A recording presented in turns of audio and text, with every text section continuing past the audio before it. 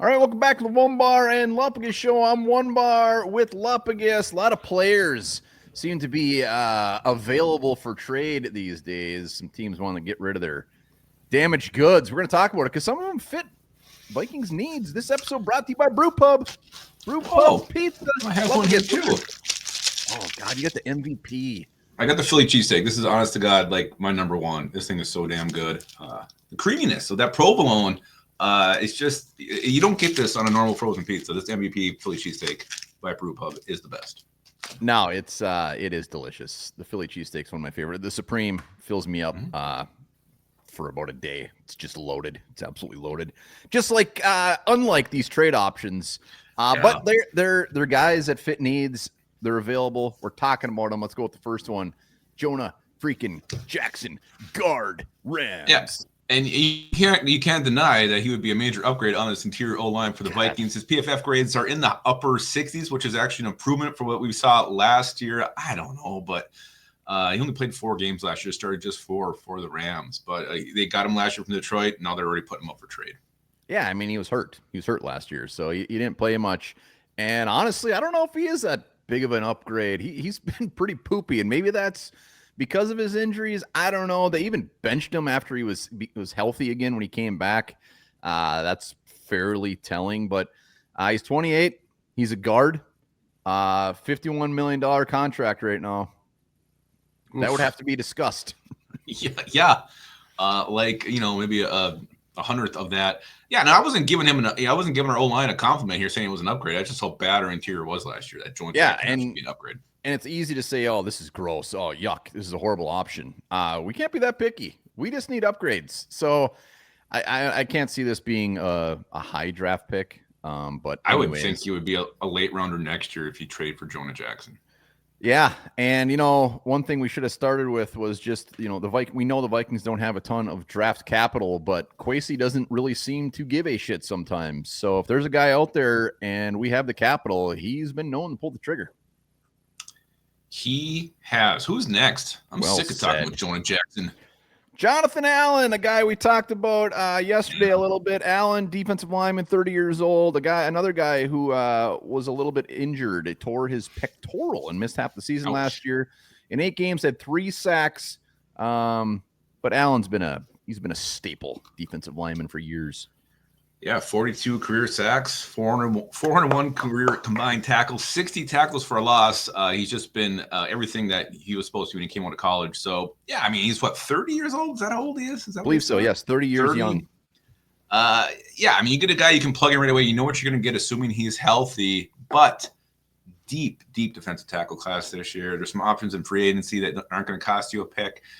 I'm just having a hard time seeing where the Vikings would actually swing a deal. This could be one where maybe you flop a pick in the same round. Like that's a very popular option the teams have been doing. So maybe that's what you do to get Jonathan Allen on this team if you really want him. Yeah, I mean the defensive line is deep, but like to get Allen for like a later round pick, I mean that's a no-brainer to me, even if it's a year. So I mean we're going to add more than one person. It's not like if we trade for Jonathan Allen or trade for Jonah Jackson, issues are solved. It's just another piece of the puzzle to add to the mix because our mix sucks. Farm sucks. Next up, Alexander from the Packers. We don't want him. I don't want to talk about him. He's a bad dude. Oh, I just don't know was he even hurt last year? Was he just having a hissy fit? What was going on with him last year? Is this the kind of guy you want to bring into your locker room? A guy who's going to cost you draft capital to bring into your locker room to be kind of a cancer? Not interested either. Gross. You're not following the rules, but he is available and he fills a need.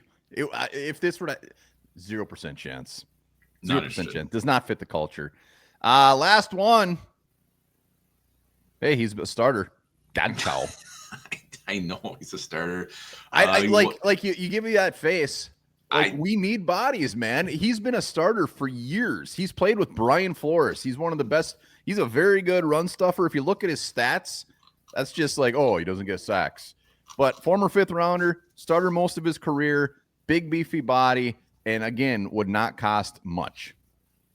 And that's the thing. None of these guys really get me excited. And you look at the money we have to spend in free agency. Like I'd rather just hang on to our draft capital and not go out and get these guys. But yeah, I mean, he can come in and start. You put him at nose, move Harrison Phillips out to end. You're kind of killing 2 birds with 1 stone. You can draft a young guy to learn behind him. So, yeah, it makes sense. I think his PFF score was really low last year when I saw like 48 or something. So, oh God, I don't think it was that low. I remember looking at him.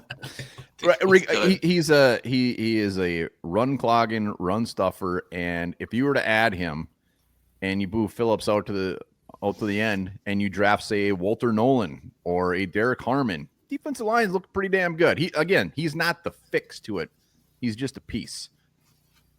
Yeah. And again, if the Vikings had more to work with here, I think you may be a little more excited about some of these options, but they just don't. Everything is, we have 5 picks, so it's hard to imagine giving something up for one of these guys, but you can't argue that any of these guys will be upgrades on our current roster. Yeah, and these are really only the guys that are known to be available. I'm sure there's plenty of players that are really available but not known, like the Greg Newsoms, and there's a handful of guys. Mm-hmm. And you know what? 3 of these dudes might just end up getting cut, and they can just sign them for nothing, because I don't know if anyone's really going to want to give up anything for these guys. One thing I wouldn't give up is my Philly cheesesteak MVP from Brew Pub. I've watched Lupagus eat an entire Brew Pub pizza. It was mostly on his face, but he did not share, and it was rude. Why would I share? Too damn good to share. Let us know in the comments, what do you guys think of these potential trade options? Any of these guys more tantalizing than the others? And what would you give up to get them? And also, remember, Horned Up tonight, 5:30, boom. And also, one last nugget, remember, in 2007, Mr. Perfect was posthumously inducted into WWE Hall of Fame by his close friend and fellow legend, Wade Boggs. I don't know what posthumous